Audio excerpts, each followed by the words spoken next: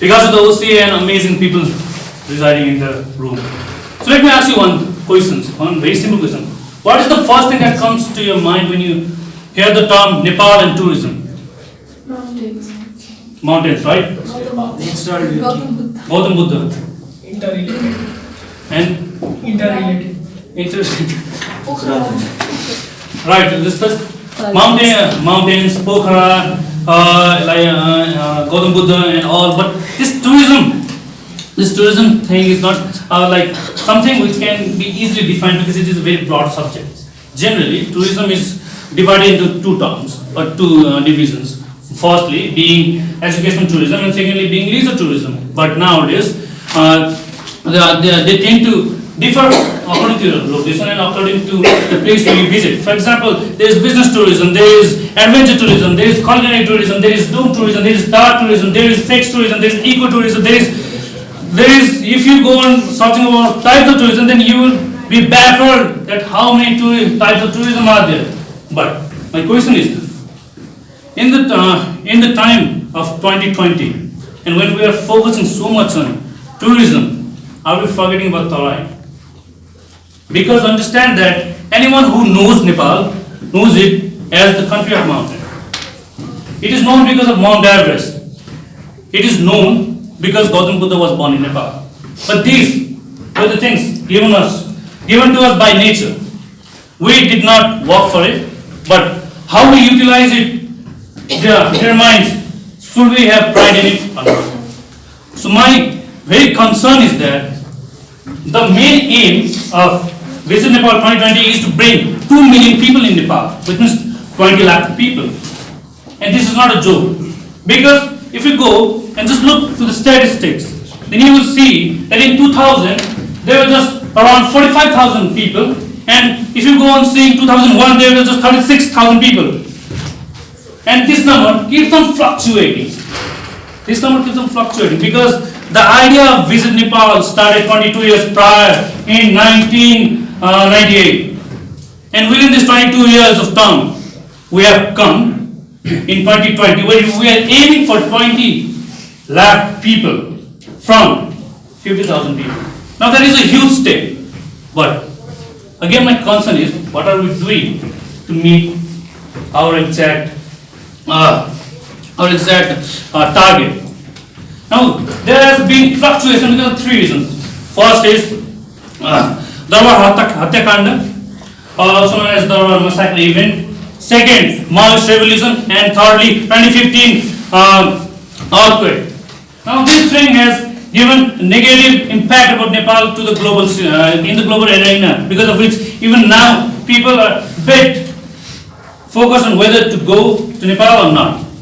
And now, I believe that we all have been promoting Nepal for Mount Everest, we have been promoting it as the birthplace of Gautam Buddha, but I say that this is not enough, because there is a huge majority of tourists whom we are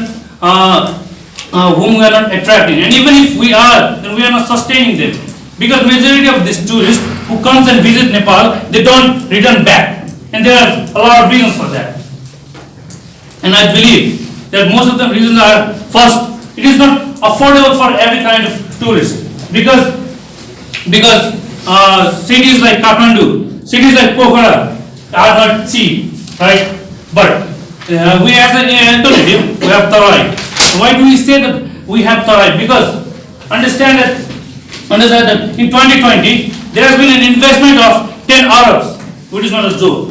10 Arabs in the industry of hotel alone, which means that now 15 5-star hotels are being made, 11 4-stars, 34 4-stars, 43 2-stars, and 36 1-star, and 523 non-star hotels.